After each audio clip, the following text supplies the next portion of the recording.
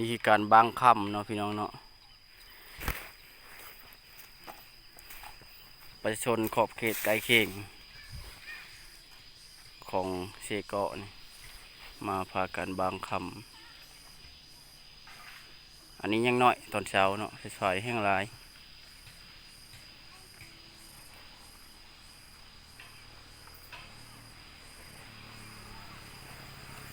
อันเห็นไปโน่นๆคือการขุดเอาคำในตะฟังเช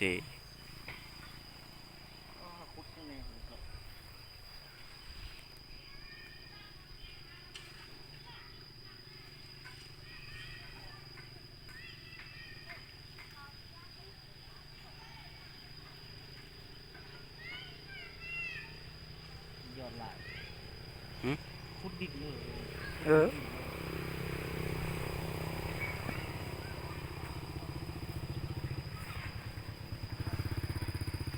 ขุดเอาดินแล้วก็ว่า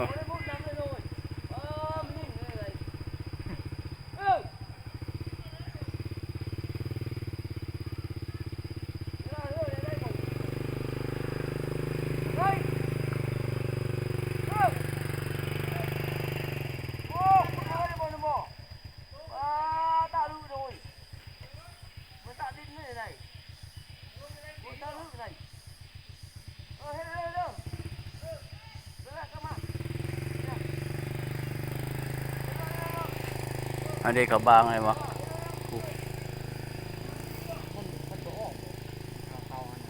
มันไม่เป็นก้นเอาล็อกไปเลยคำมันอยู่นะฮะคำมันมีนะ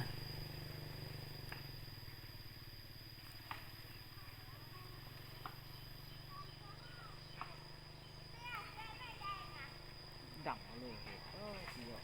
นี่ใช่ดำเอามันดำค่ำนะอาบน้ำ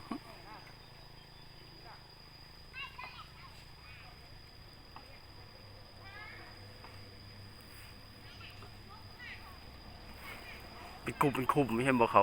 อันนั้นนะ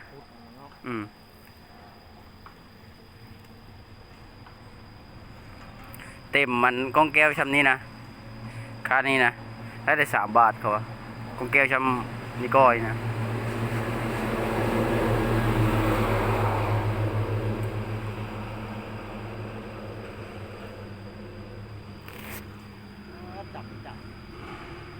ดำอาบน้ำ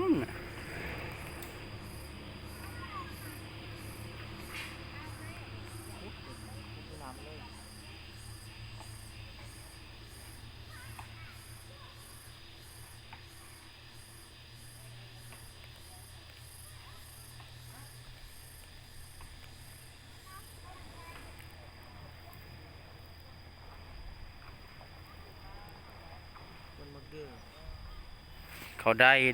เงินนำนะครับเดินนึงเป็น4-5 บาท